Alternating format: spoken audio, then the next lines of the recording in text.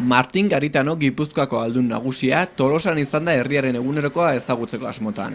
Aldun nagusiak udaletxea, Leiberri zentroa, Santa Luzia auzoko eremua eta beste hainbat bisitatu ditu. Bisita herriko hainbat eragilerekin elkartzeko ere aprobetxatu du.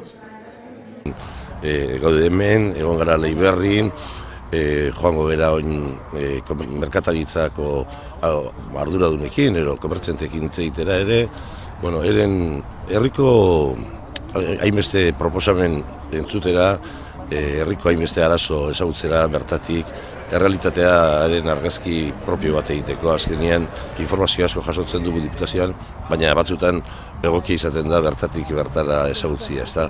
Leiberrin egindako bisitan, garapen agentziaren egunerokoa ezagutu du Garitanok. Inauguratu zutenetik urtebete pasaden honetan, eraikinak izan duen bilakaera ikusi du.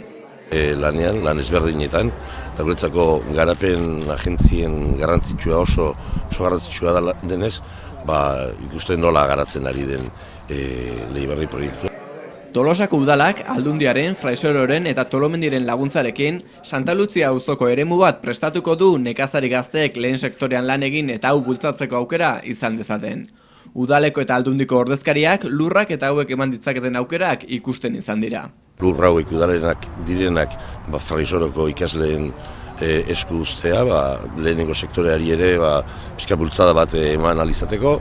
Hemen sortuko diren produktuak gero bertan Tolosan saltzeko, ekologikoa izango da, oso interesgarria.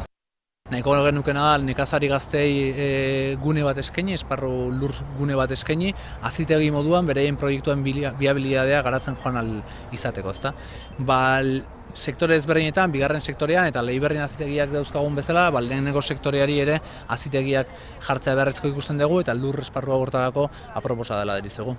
Ibai Iriarte, Tolosako alkateak, aldezarreko proiektu historiko bat gauzatzeko ametsa egi bihurtu daitekeela ere aurreratu du.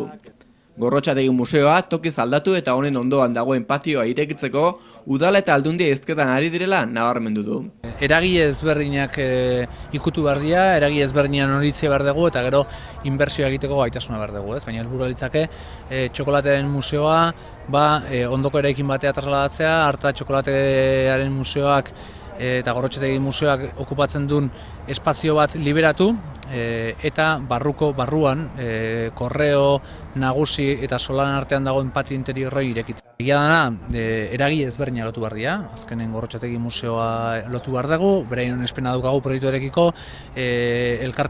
kasino elkarteare lotu behar dugu, bertan izaneko genukelako kokatzea museoa, diputazioa lotu behar dugu, azken finean kasinoa eta idiak ez jauregiak babes maila nagusia daukelako, eta irisgarritasuna bermatu beharko genukelako museoa sartzeko, eta ondorioz hori dena gauzatzeko denen oniritzia behar da eta gero dirua inbertitu beharko litzake egokitzeko espazioa, ezta?